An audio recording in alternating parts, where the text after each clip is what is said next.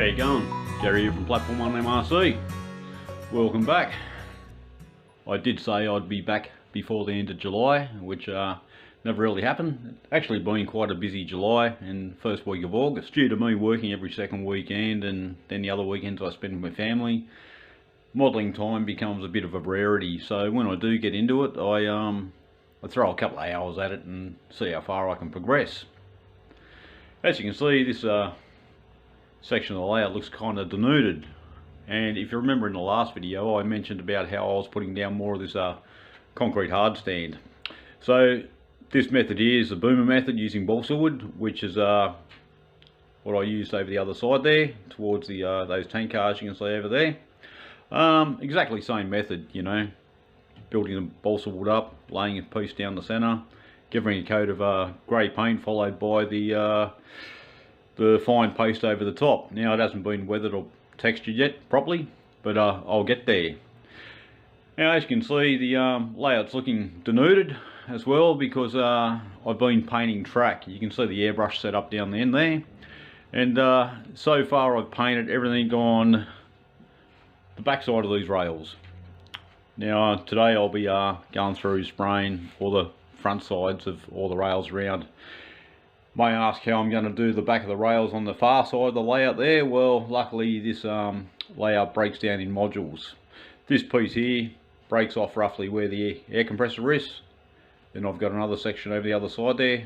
It's about 3.5 4 feet.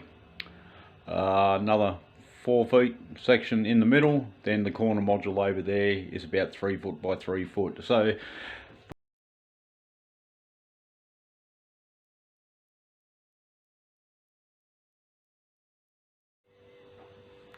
here's a nice low down shot of the painted track. Now what I done, I went through and painted all the tyres of the sleepers a light grey first. Then after I let that dry, which didn't take that long, I went through and you can see a couple have been picked out in different colours through here, you know, various colours of browns, tans, whatever, just to highlight the tyres. I followed that by spraying the rails. Now to stop the overspray, I take a piece of wood or a piece of card and basically just, you know, a lot longer than this of course, hold up against the rail, go through, spray the rail, and just move along as I go. So, you know, I generally work with one rail first, second rail, third rail, fourth rail, and carry on. The colour there is not too bad. Once the dusting goes down of the tile grout and the sand, plus the ballast and everything, it'll all blend in quite nicely. So that's where we are with the track. One thing I did mention in the last video was the drop down section. Now that's all been completed and we'll go have a look at that now.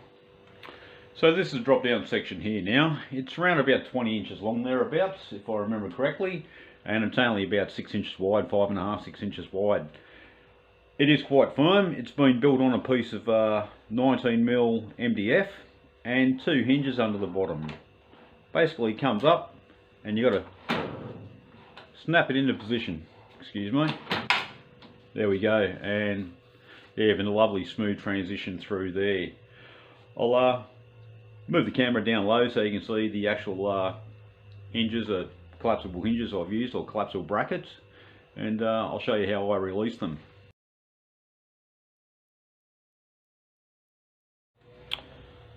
Now with this section I ended up using 2 brackets under here.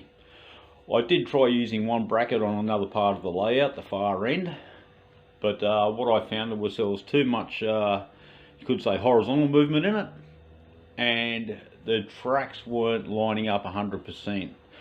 The way these things work, you got these little squeeze tabs here, squeeze them in, and it drops back down.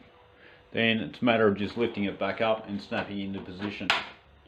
Now you can see the wiring under here. Now that just goes through a hole in the baseboard, and I've actually soldered those wires to the lead-in tracks on the main baseboard there. So it's quite simple, it works fine.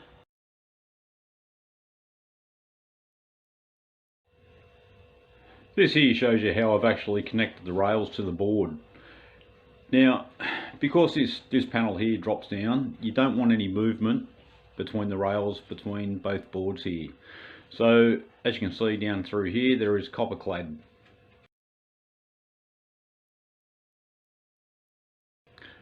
The track is laid directly over the top and soldered into position, then cut afterwards.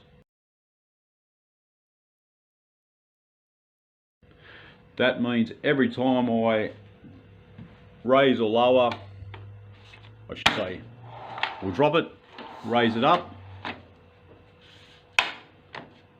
everything is still in alignment perfectly.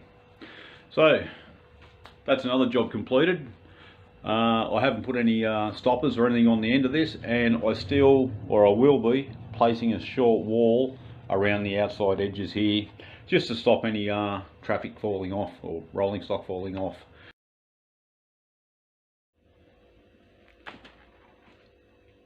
Just recently I decided to splash a little bit of cash and bought a few items from Model Train Stuff and Midwest Model Railroad. These included a couple of gondolas, which will look a ton better once they've been weathered up. I do like to dirty my rolling stock up a little bit. Other models that I've purchased is a couple of insulated vans or reefers, which again they're from the Walters range, and also the CSX boxcar here.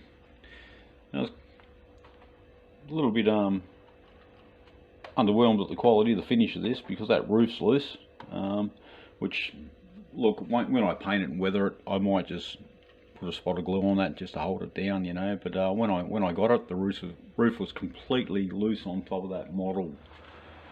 A couple other things I picked up was a couple of tank cars. Now the first one is from Rapido. I was looking for the more modern Procore ones, or you know, the later Procore ones, yet they're sold out everywhere I've looked.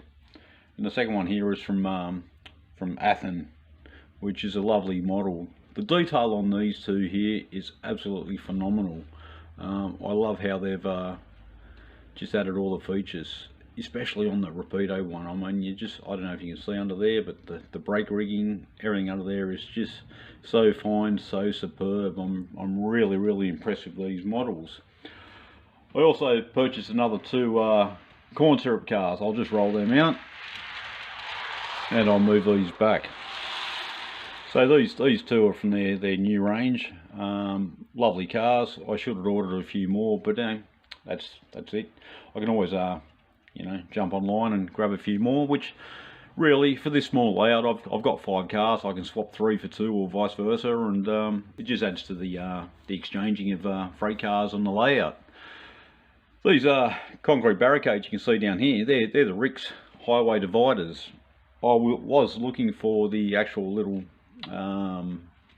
Jersey barriers as such, and couldn't find them, so I decided to buy the Ricks product, which I think for around about $6 from Model Train Stuff. It was value for money, because you end up with 4 50-foot sections, which gives me 20 10-foot sections, which you can see here.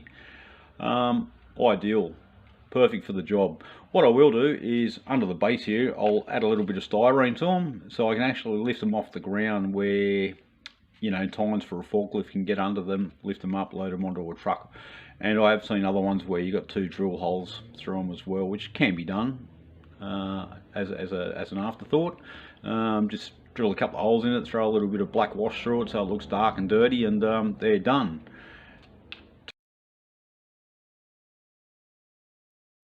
To get these on and off the truck, nice little forklift. Now I'll just center that a bit more for you. That forklift is from that company GHQ, and I tell you what, that is a great model. Now it's white metal with a brass etch roof on it. You get the body, you get the actual hydraulic fork section, the tines, the backboard, the wheels, the bloke steering the thing, steering wheel. You get a little gear stick on the other, I should say hydraulic levers on the other side there near his hand. I'll just zoom in on that for you so you can get a better look. Now it is a simple kit to put together. All the parts were painted before I actually glued it together, and I only glued it together with a little bit of super glue. You can use like a 2-pack epoxy and all that, but I just thought, no, super glue will do the trick. I'll turn it around once again. bring it into the centre. Yeah, so great little model, and that'll look great on the building I built, the Miami Produce building. I'll throw it up there on the dock and a couple of pallets in front of it here and there, and I'm sure it'll set the scene off nicely. So that's where I'm at the moment. Not a great lot done, not much more done.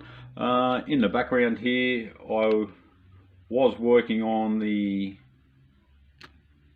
ferrous metal processing plant, which, you know, there should be a wall built across here and a roof over the top, but that's taken a back seat for a while just due to time constraints and what have you. So hopefully I'll be able to get onto that sooner or later and give you an update on how that's all going. Between now and then, I've got some more track painting to do. I'll you know, give these areas a bit of a wash, bit of a paint and all that, and see how we go there. But if I can get that wall up, that roof up, the structure up, I'm sure it'll change a few things. But I really need to get all this surface here textured first before I actually build anything up over the top. But I've got a little way that I can actually build the wall plus the overhang and have it removable. So hopefully I'll be able to show you that next video. Anyway guys, thanks for tuning in once again. Thank you to all the new subscribers, and remember, check us out on platform1mrc.com. There's a thread there, sunshine, palm trees and a food industry, which covers the whole build of this layout. Feel free to join. It doesn't cost you anything to join. There's a couple of blokes on there that do a bit of North American modelling, a lot of British modelling, British O gauge, British double O gauge, and there's smaller scales, N scale as well. So we've got a good variety of people on board. There's over 1,000 members that showcase all their models, all their layouts, and what they've been up to day in, day out. So hey, come over, take a look. I'm sure you won't be disappointed. Anyway, till next time, take care, stay safe. Cheers, Gary.